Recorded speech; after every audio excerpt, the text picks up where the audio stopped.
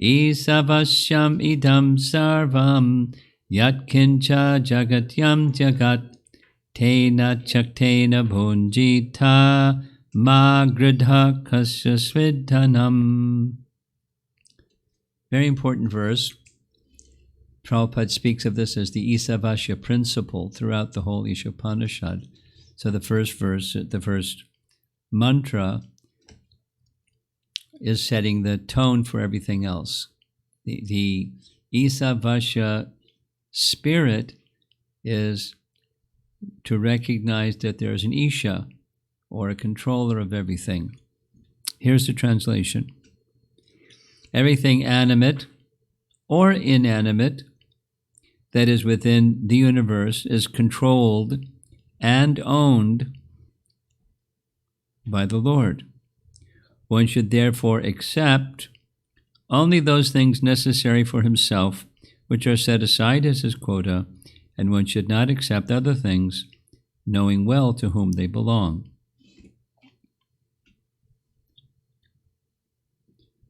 So, artificial renunciation would be to give everything up that is meant for you.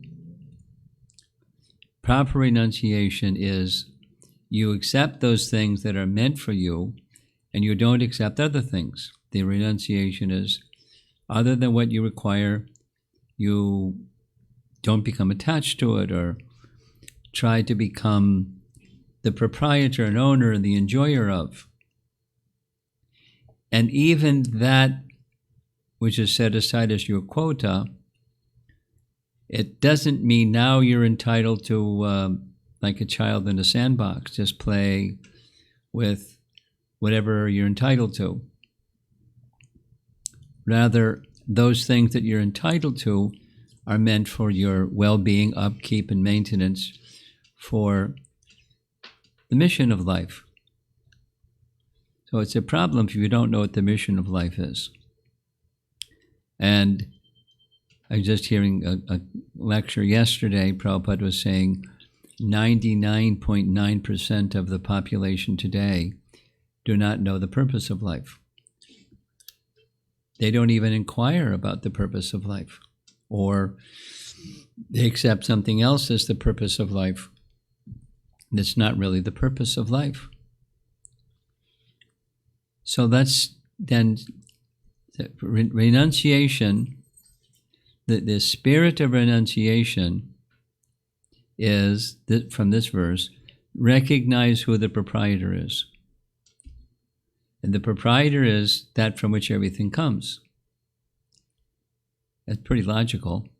If everything comes from one source, and the proprietor is that source, whatever that source is. Now, you may want to discover what that source is. That's a good question. But the principle is, whatever is the source, that's the proprietor.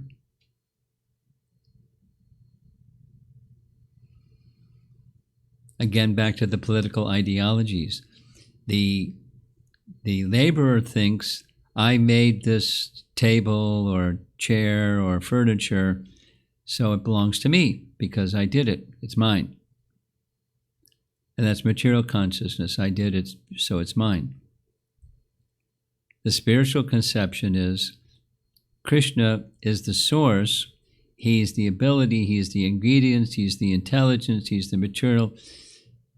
He gives me the capacity to make, so it belongs to him and I'm serving him. That's the spiritual conception.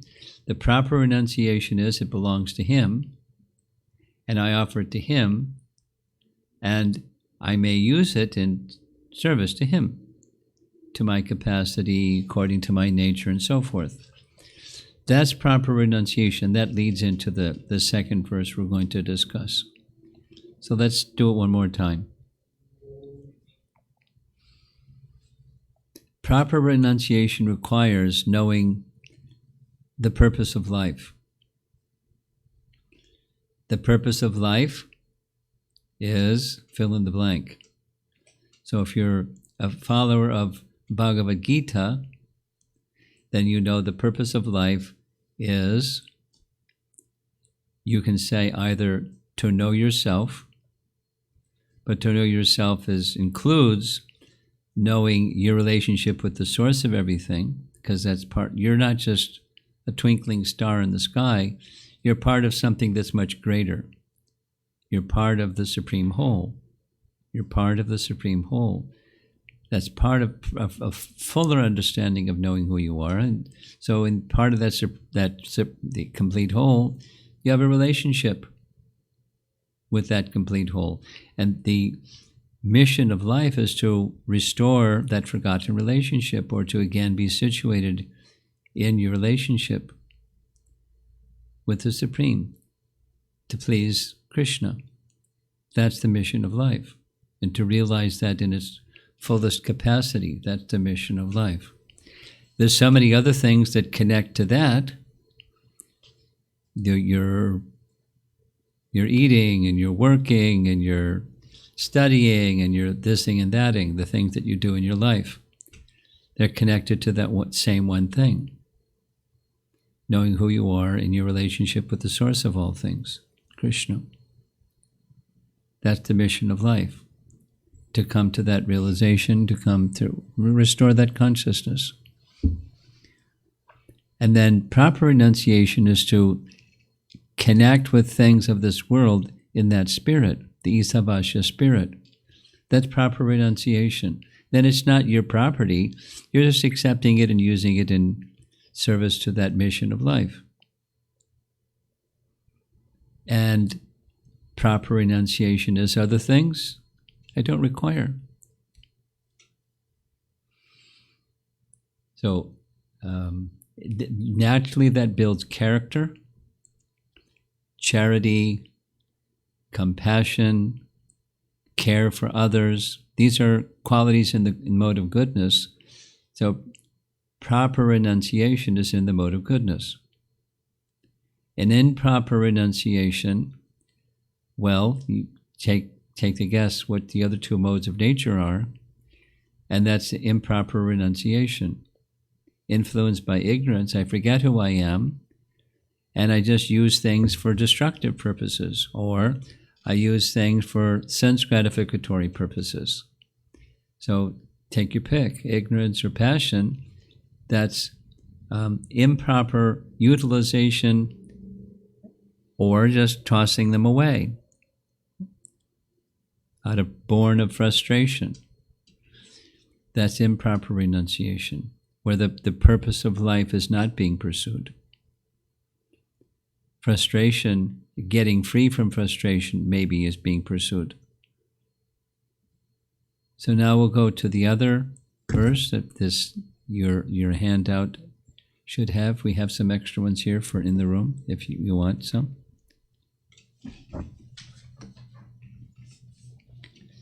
So you can say with me, this is the proper renunciation.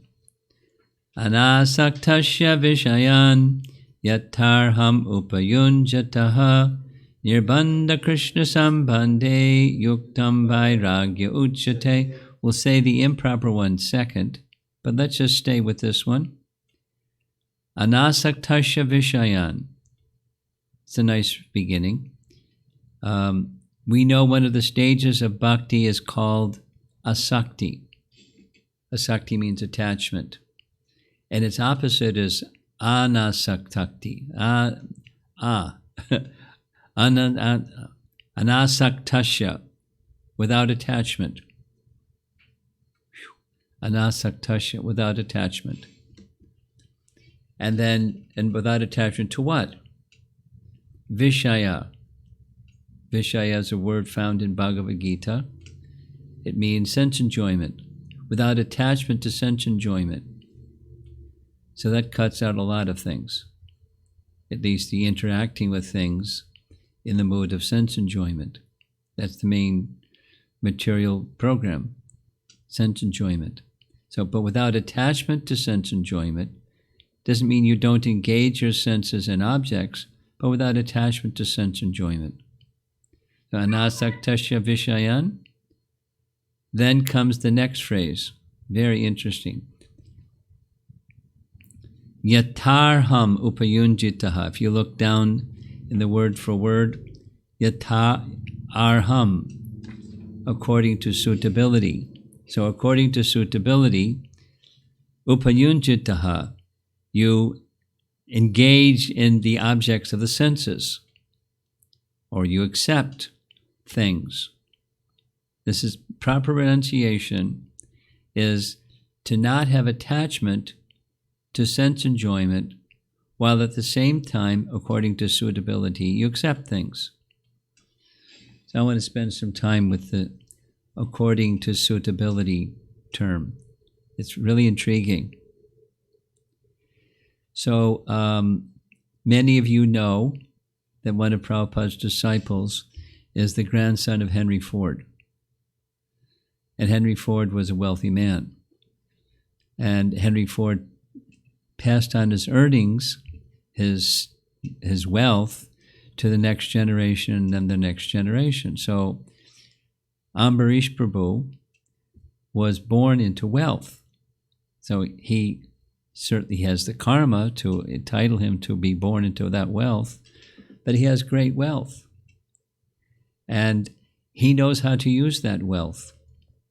He's using that wealth in such a way that he's rendering service to his spiritual master.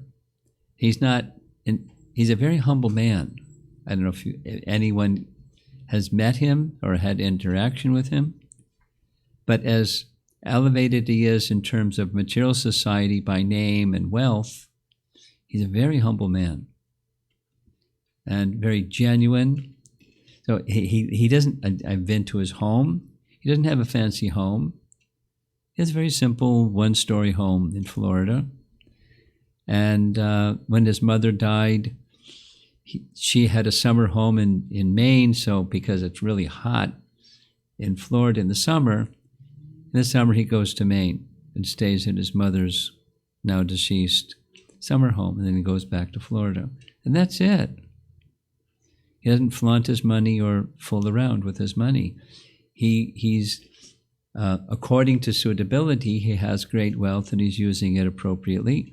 And then there's somebody else that doesn't have great wealth and somebody else is in between. So we accept things that are suitable for us. Now, naturally, those suitable things come your way, whether it's poverty or moderate financial status of life or very luxurious status of life. But you only, whatever it may be, you only accept things that are necessary for maintain yourself and your business, your family, and your activities. The idea is keep things simple. This is our Vaishnava life. So according to what's suitable, he may have something greater, someone else may have something lesser, but according to suitability. And according to suitability has a little interesting flavor. It is, as you're moving along the path of life, rather than trying to accumulate more, the devotees of Krishna are always seeing, maybe I don't need all these things. I just give some things away or just do without some things because I really don't need so many things. It's according to what you need. And someone mentioned this. So with that, the topic of sustainability. So like a little example of sustainability. Today's Ekadasi. Is it Ekadasi in Texas also, right? Damodar today's Ekadasi. Tomorrow is Ekadasi in China. That's why I'm asking. So, different time zones, it's different. So, but we're in the same central time zone. So, on Ekadasi, there's different standards for fasting. Correct? Like the other day, there was Radhastami, and someone sitting in the room with us was asking, how come we don't have a full day fast on Radhastami? So you certainly can. It's encouraged in Hari Bhakti Vilas, but Prabhupada made it very simple. We have a half-day fast and have a nice feast for Radharani. But if one doesn't have the nice feast for Radharani at midday, you have a full day fast. Literally, it means from sunrise to the next morning sunrise. That's how the Hari Bhakti Vilas describes fasting. So, for some people, that's a piece of cake. Some people, that's like intimidating. Or so then you can maybe just, there are different degrees of fasting. You can just take water, or you can just take fruits, or you can just take non-grains, or you can, so there are degrees of fasting. You can fast for half a day. That's something that, given an active traveling lifestyle that I've had for so long, that seemed very practical. Although there was a time when less travel and there was a full day fast every Ekadasi. It was a Nirjala Ekadasi every Ekadasi. It was really nice. But so there were a group of us doing like that, and there was one younger devotee, I won't mention his name, and he was trying to imitate. And he couldn't handle it. We found him passed out in the walk-in refrigerator in the temple. He had just offered everything in the walk-in refrigerator, was stuffing his face and passed out in the refrigerator. That was artificial. It wasn't sustainable kind of renunciation or austerity.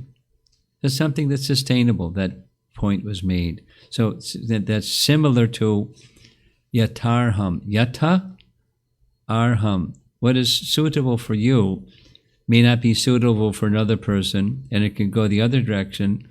What's suitable for you may be insufficient for another person. So it's very flexible. And the deciding factor is, one of the big deciding factors is what's sustainable for you. And then what may work, when you're 20 years old may not be the same as when you're 30 years old, may be the same as when you're 80 years old.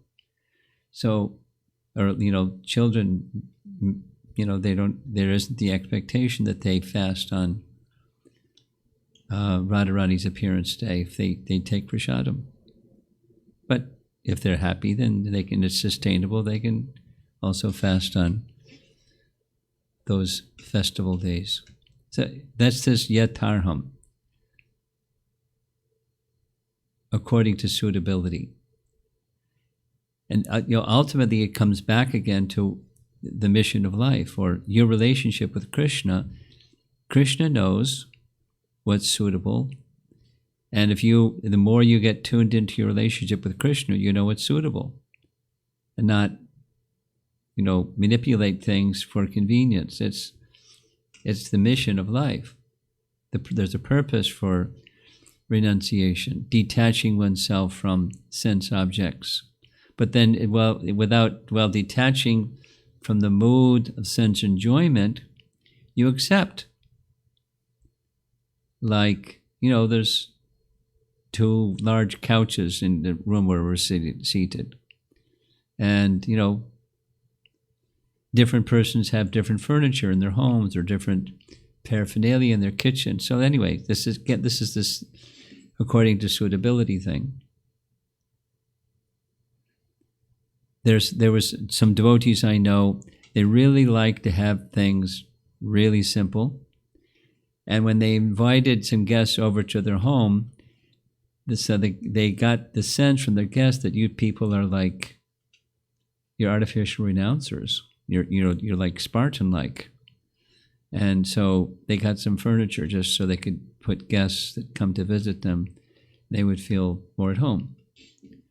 But it wasn't because they just wanted comfortable furniture. Anyway, you get the idea.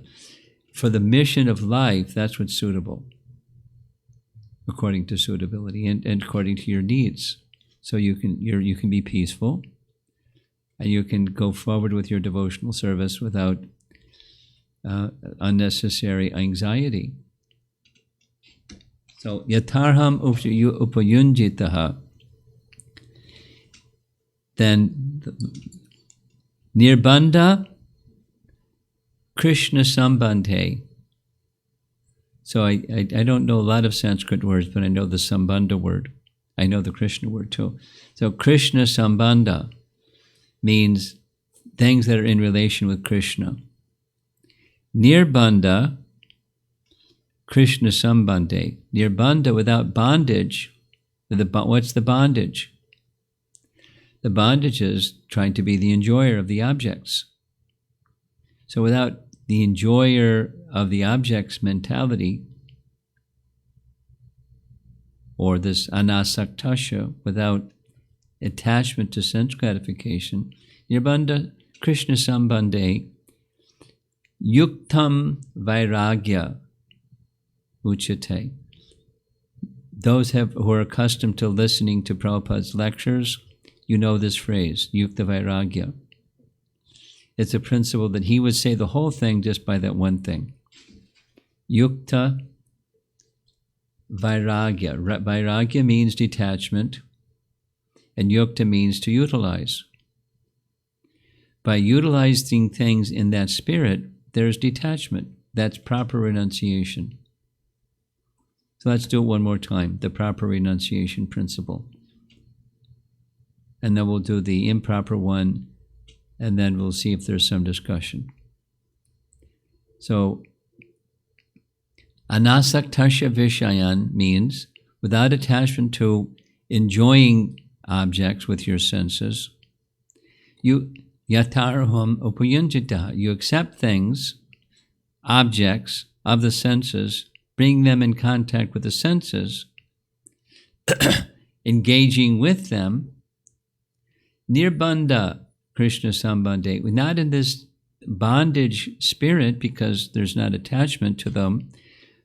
You're recognizing Krishna Sambandha. That goes back to the Ishopanishad verse, Isavasya verse. They belong to Krishna.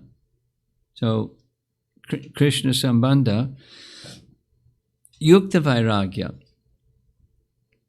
You achieve proper vairagya or renunciation, detachment, by using things.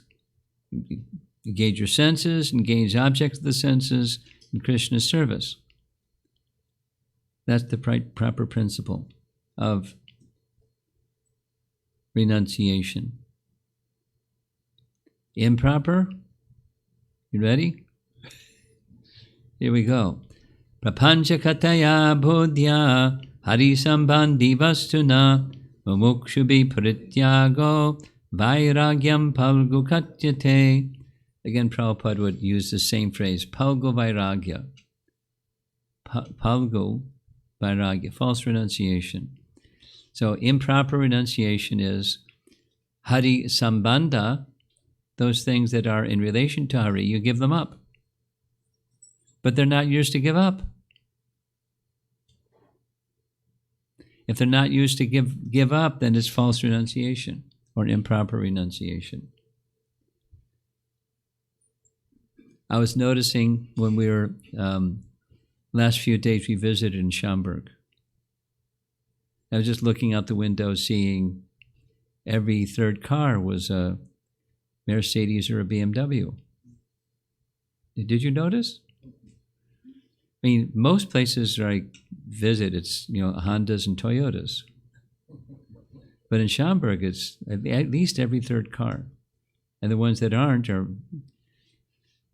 some other expensive car. Anyway, so some places, there's,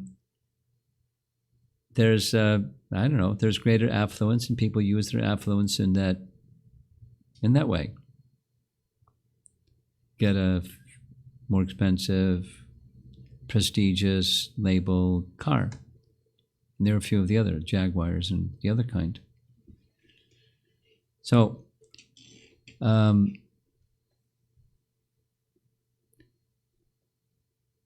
is that something that for a devotee, it's not like shame on somebody that has a Mercedes or BMW, but is that what you require?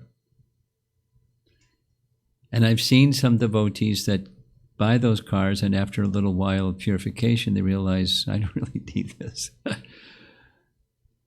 and just get something that's practical and simple, and get you from point A to point B. That's what's needed.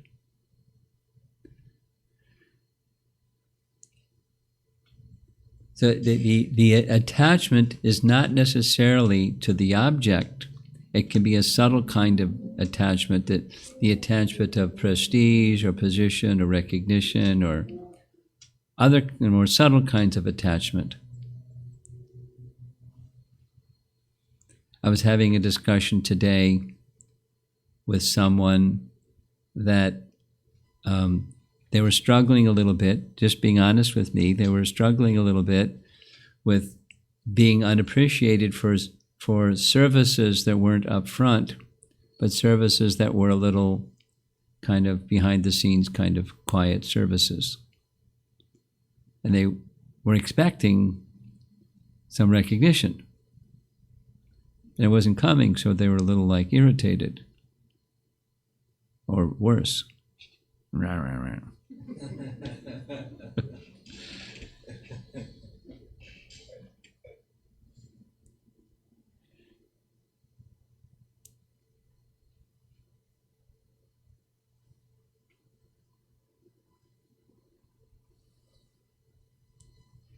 So let's explore that a little bit. Supposing somebody has a need, at least they feel. They have the need for being acknowledged or being recognized for something. Supposing that's their condition. Now what are they supposed to do? Just on this renunciation principle. Tuck it under the rug, because that's not cool. You're not supposed to be pushing yourself forward to get recognition. When other people do that, I don't feel comfortable, so I don't want to do that myself, although I feel the need for at least some recognition. That's, in one sense, it's a human quality. So what do? Go talk to a friend and say, help. I've got this, the short term is one thing, the long term is to know that Krishna is recognizing. That's the mission of life. If Krishna is recognizing, that's sufficient.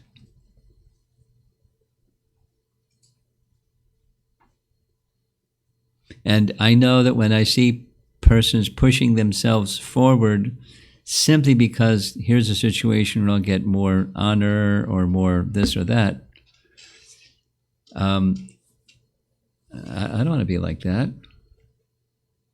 I'm not going to, they are who they are, but I'm not going to be like that. So then that's also an antidote to that if there is that condition, the tendency, the human condition, wanting some kind of recognition from others, at least important others, then what do? So you have your relationship with Krishna, and you know that Krishna is the one who is recognizing every little thing, the bad things too, and the good things too. Krishna's got a big notebook, and he's noting everything, the good and the bad and the mixed. And so what's important, a long-term solution, a permanent solution, is to just strive to act in your relationship with Krishna, and then you'll find satisfaction. So, this example of the Mercedes and BMW. Supposing I'm walking around in Schaumburg, and I say, I renounce it. I renounce this car and that car and the other car, and I'm quite detached. But it's not mine to renounce. If I can just recognize that everything belongs to Krishna, the proper renunciation is recognize everything this Isabhasyam, everything belongs to Krishna. Here in a nice little house, and there's, little family with few children and this and that. So it's, it belongs to Krishna. And so we utilize it in Krishna's service, and we dedicate ourselves and whatever happens in the house to Krishna's service. And that's proper renunciation. It's not attachment. Nor is it false renunciation. It's proper renunciation. No, I don't have a house. It would be something very strange if I had a house. I don't.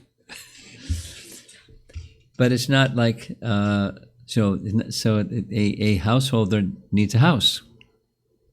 It would be artificial if the householder says, something else. I can have a house. I'm not even going to rent one. I'm just going to, I don't know what, live under a tree. But you can't stay in Chicago and live under a tree, even if you're renounced. Got a house. So you utilize things in Krishna's service. That's proper renunciation rather than the artificial kind. So one thing I want to end with and see if there's some discussion. It's something that I have kind of consistent experience with. When young people, doesn't matter, what their ethnic background is, when young people start to take an interest in Krishna consciousness, something starts to happen about their interest in school and academics. It's like, I don't want to do this anymore. Doesn't have meaning for me, and like, check out. So it's too much attachment on this side and too much detachment on that side, without seeing the purpose of that education. And it's not, the purpose changes when spiritual conceptions of life start to form or take precedent.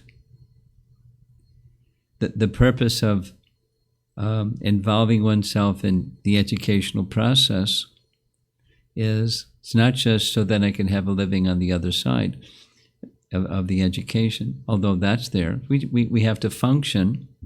There are, just like I didn't complete my education, but the training that I received, I didn't become a medical doctor. I completed my undergraduate college education, but I haven't, I didn't go into the working world. I just went straight into a Hare Krishna temple. But that discipline that I gained is still with me, and the faculties that were developed, et cetera, are still with me, and I'm using them in Krishna's service.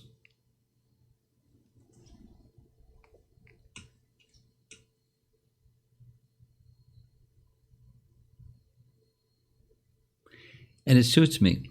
No, something else may, they have a different psychophysical nature, and it suits them. But I'm just going back to this. It may have no practical application to anybody who's there in Houston listening to this class. Maybe it does have some relevance. Or you run into somebody that has this thing that happens to them when they start to practice Krishna consciousness. They lose interest in their academic penchants or tendencies. There's a holistic approach to Krishna consciousness, that we use things in Krishna service. Just the purpose has to change. Instead of whatever the other purpose was, that now we have to find or rediscover the higher purpose of things. The higher purpose. So that's this mission of life message again. And when the message of the mission of life becomes clearer, then again there's enthusiasm to do X, Y, Z things that maybe in the material side of life, now I'm becoming less interested in the material side of life, but what's the spiritual side of life application of these things?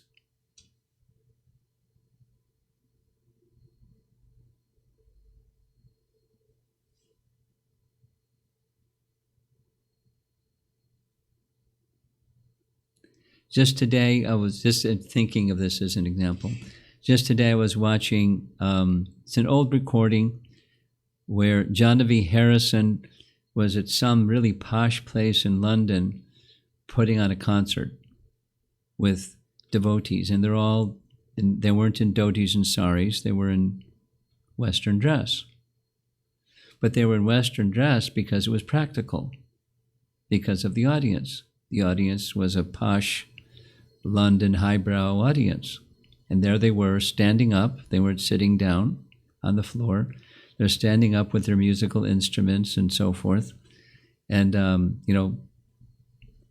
performing in nice clothing. But the purpose of the nice clothing wasn't fashion show. It was purposeful and practical for the audience. So we do things, we make choices that proper renunciation choices are, you select things because it's appropriate for the service you're doing or the life circumstance that you're in. When I go to China, I was told, best if you don't even put a dhoti in your suitcase. Because there are times when they do a security check of your luggage, and if they find a dhoti in your suitcase, you may spend a while in the police office, where they ask you questions about who are you, what's going on here. So that means I have to buy some other kinds of clothes. But it's not for, oh, great, now I can wear pants again. It's just practical. And then, what kind of pants? It depends on the season, and just practical stuff. Just practical stuff. Something that can dry easily because of travel and those kind of things.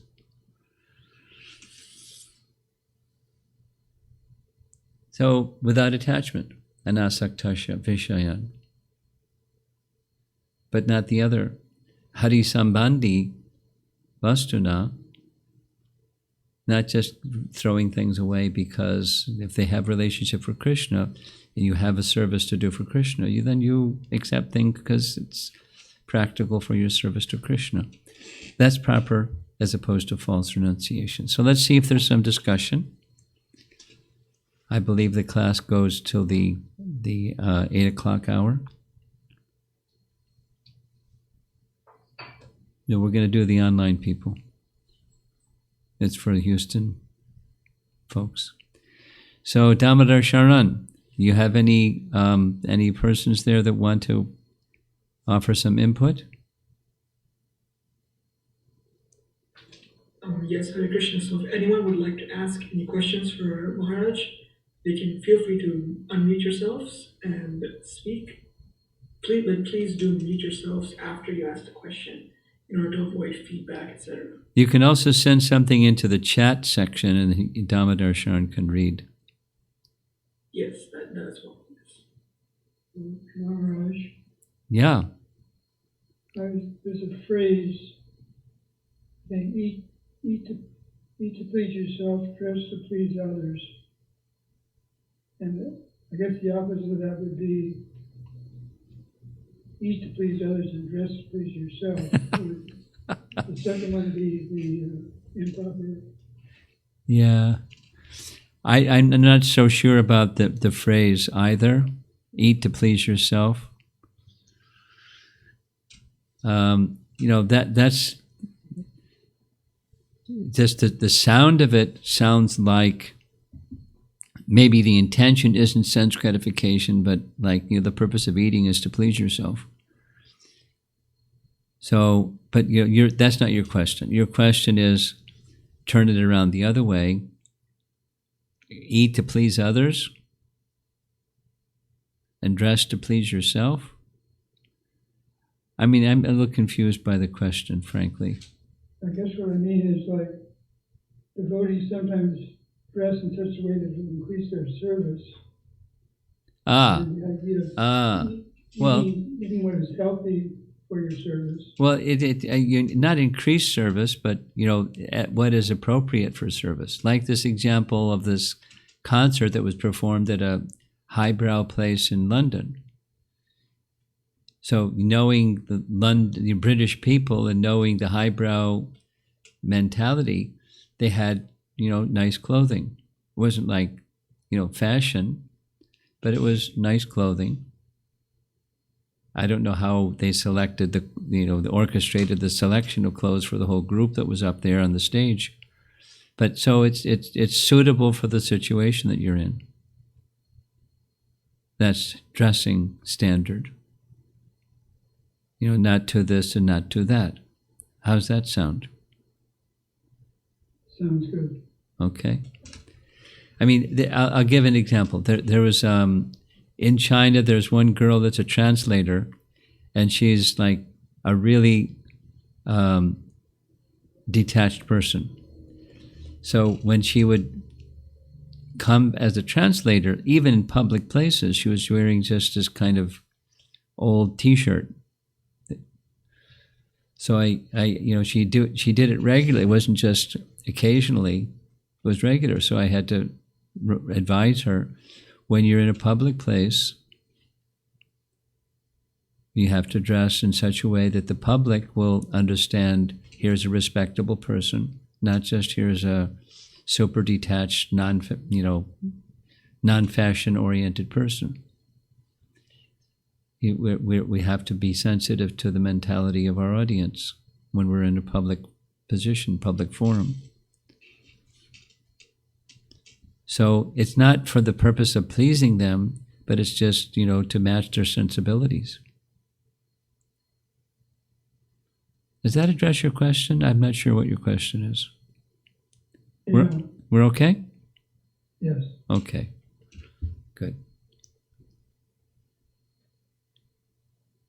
Guru, this is Uttam Bhagdas. I have a question. When a devotee increases attachment to Krishna, naturally there is some detachment on the material side. Yes, you got it. So the things that I think about and I face in my life is the two things, descending versus ascending approach, and also the exploitation mentality on the material side, which is very prevalent these days.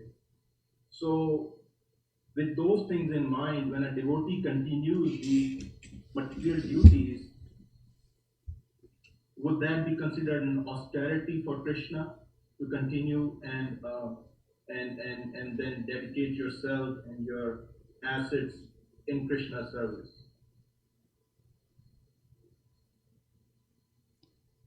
I think I heard your question correctly.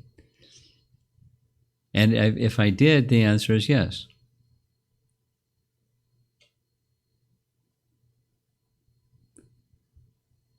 Thank you. Our consciousness is what changes, not the activity necessarily. Now, some activities, we push to the side, but it's the consciousness with which you engage in the activities. Yes, there's some austerity being, for example, in a work environment where people are exploiting each other left and right. We still carry on with our duties with multiple purposes. Show here's the right standard. We're doing something that's for Krishna's pleasure, not for our pleasure. We have another purpose. So we do it with that consciousness. Is that what you're saying? Yes, Guru Maharaj. Okay. Yeah. Thank you, Guru Maharaj. Okay.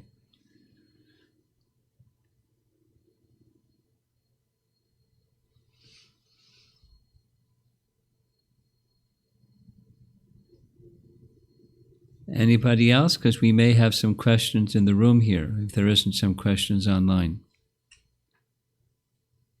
Hare Krishna, Guru Maharaj. Guru Maharaj, I'm Sucharita Devi Dasan. Guru Maharaj, the question I have is that, so I hear you say very often that one should do duties as per their nature and what suits them. Guru Maharaj, is there any way that one can arrive correctly that what is their nature or what is the kind of duties that they are supposed to take up? You're asking in a general sense or in a personal sense? Guru Maharaj, it is in a general sense so that I can apply it personally for myself. In a general sense becomes in a personal sense. That's what I just heard. General means for anybody out there in the universe, and personal means for you. How am I supposed to understand anybody's prescribed duty, or how you're supposed to understand yours? Which is it? For me to understand what is okay. what I should be doing according to my nature, so that I can serve better. Okay.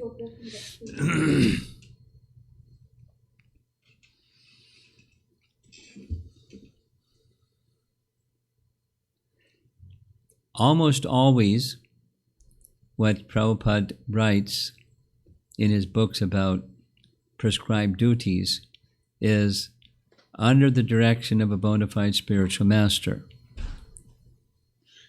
Now, spiritual masters in our modern context, I mean, even with Prabhupada, I didn't have access to ask Prabhupada, can you please assess my psychophysical nature and assign to me prescribed duties that are suited to my psychophysical nature, nor the other 4,500 disciples, what to speak of those that weren't initiated, just followers.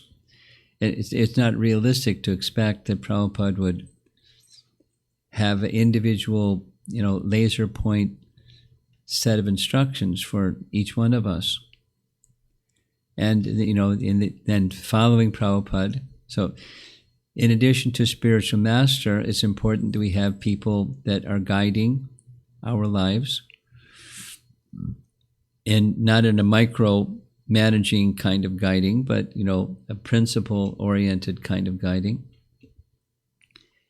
And that's one of the ways that you can help understand what your psychophysical nature is. You ask the persons that are helping to guide you in your spiritual life. And another principle for you to understand what is your psychophysical nature is study Prabhupada's books and get a reasonable sense of what the modes of nature are, and according to the modes of nature, what propensities are.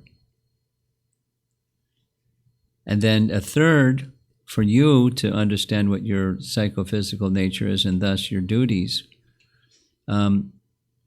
do some introspection, particularly in light of the scripture, but do some introspection. Step back from, the pressure of things that are expected of you by people around you, that your family and your teachers and your thises and that's and all of that. Step back and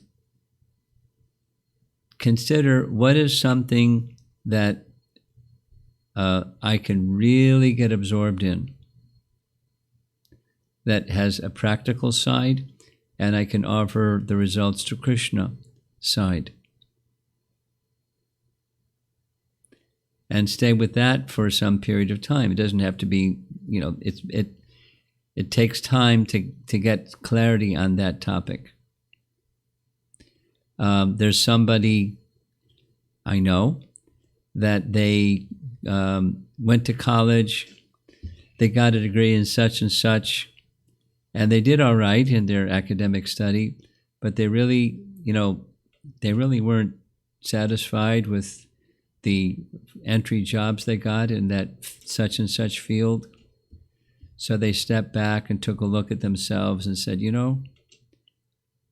I think I would be very happy just doing a job that was meaningful to the people that I interacted with, et cetera, et cetera, et cetera, et cetera.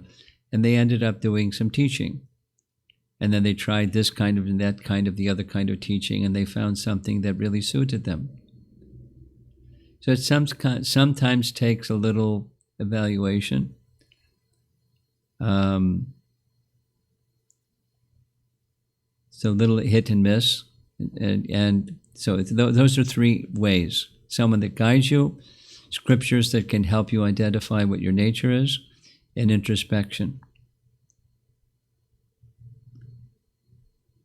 And stay with that for some time and see where you feel absorbed, energized, your skill set matches the activity, and you feel inspired to grow that skill set.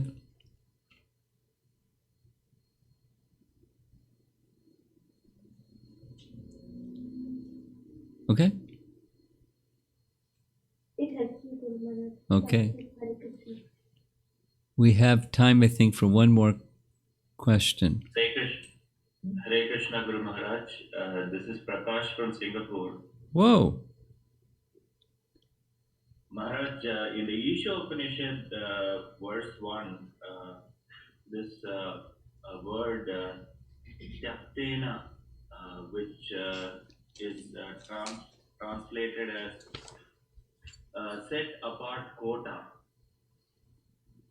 So Maharaj, I have a question on that. So this verse makes it pretty clear that one should only accept things which are set aside for his quota.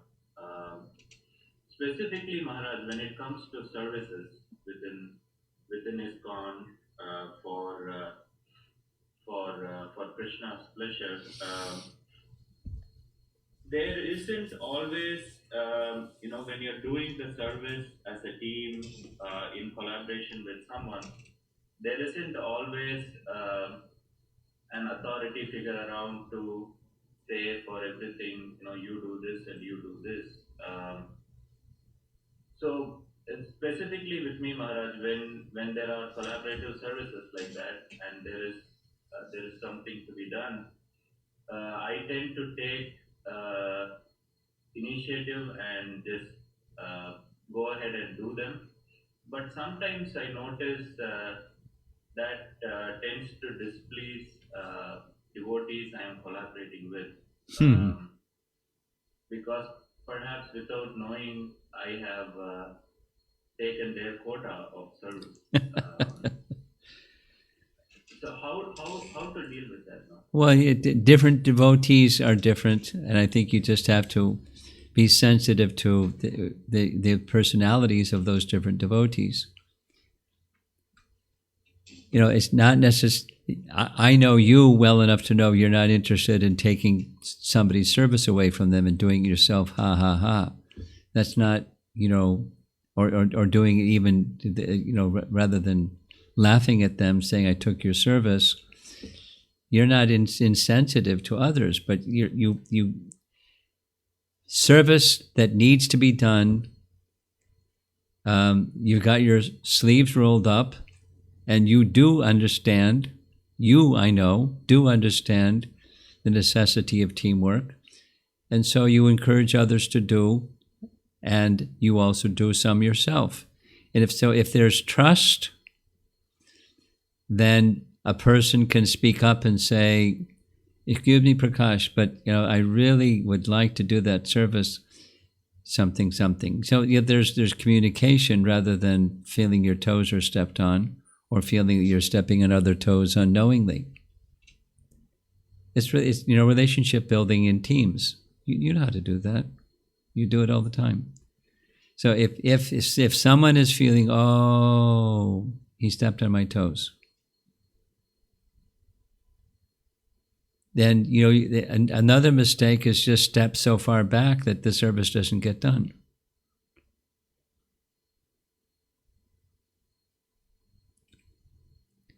My experience and hearing from others that are organizer type of persons will say it over and over and over again. When it comes to projects, commonly it's 20% of the people do 80% of the work. And it's not even that the other 80% do the 20%. It's something like 20% do the other 20%, and then 60% do nothing. And that's very frustrating for organizers. No, it isn't always like that, but that's common, a common experience, and it's not one group of people. It just seems to be groups of people. So one of the essentials of team building is encourage people to step forward and be ready at the same time if they don't step forward, that you or someone is ready to be the backup in case they don't step forward. Even when they say they're going to do it and then they don't do it. You know how that one goes because you've organized enough. And then you got to fill in the gaps. So that there has to be a contingency plan because that's part of human nature. People commit and they don't do. And it's an essential part of the team effort. So it's like, you're not so sure you're going to give some service to that person again because the team is depending upon something getting done. So it's relationship oriented. We want teams require encouraging team members. That's team activity works that way. And at the same time, there has to be a team leader. Teams without a leader end up chaos. There has to be a team leader.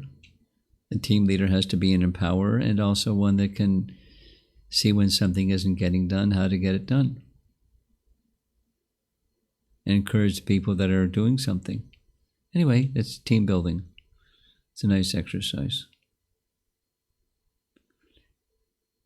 So you're acknowledging that you're not perfect. That's good. Who's perfect? Okay. I think the 8 o'clock bell rang. And we're going to end on time. Dhamma Sharan, thank you very much. Thank you very much, Maharaj. Is Everyone from Houston, thank you so much. Is Sundar Gopal online or he's not present? I believe he is not online. Okay. Okay. Thank you very much. Hare Krishna, Prabhupada Ki Jai.